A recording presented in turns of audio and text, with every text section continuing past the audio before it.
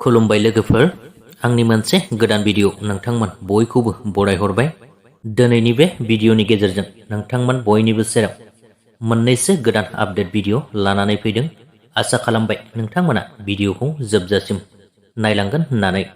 गिबि आपडेटआव दङ लोगोफोर, नोंथांमोन गोबांथारानो खौरां बिजोंनि गेजेरजों खायसेया मोनथिखाबाय जानांगौ, बर'निनो बयजोंबो सिनायजानाय मुंदांखा बिलिननि एक्टर लोगोसेनो आसाम पुलिस बिथां थखलाई नार्जारी एबा प्रजित नार्जारी बिथाङा गोबाव समनिफ्राय गोब्राब लोमजानानै दायो बङाइगावनि सेन्ट आगस्टिन हस्पिटालावसो दंफैयो होननानै खौरां मोन्दों आरोना।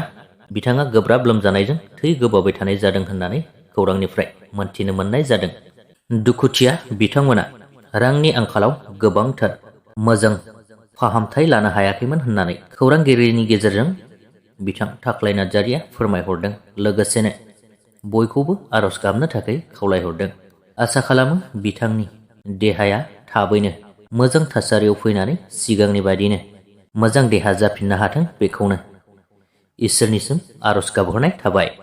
नेक्स्ट आपडेटआव सावरायगोन लोगोफोर, मुंदांखा बर'निनो नेशनेल आरो इन्टारनेशनेल बक्सिं गेलेगिरि बयजोंबो सिनायजानाय जमुना बर' बिथाङा दायो गुबुन हारिनि हेनरी पेगु मुंनि सासे लाइमोन सेंग्राजों एंगेजमेन्ट जाबाय होननानै खौरांनिफ्राय मोनथिनो मोननाय जादों।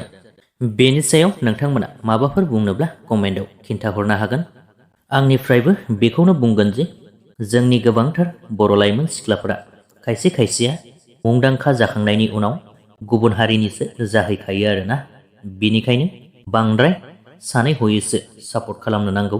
जोंनि गोबांथार बर' रायजो राजाफोरनि सापर्ट खालामनायफोरा मोनसे समाव ओरैनो दैयाव थांगारनाय बायदि जाहैयो आरोना। जिखियानो जा दायो गावबागाव गोसो होननानैनो बुंनांसिगोन। बेजों लोगोसे दिनैनि बे सुंद' आपडेटनि भिडिअआबो बेखिनियानोमोन। भिडिअखौ नायनानै मोजां मोनदोंब्ला चेनेलखौ साबस्क्राइब आरो भिडिअखौ कमेन्ट, शेयार, लाइक खालामनो दाबाव।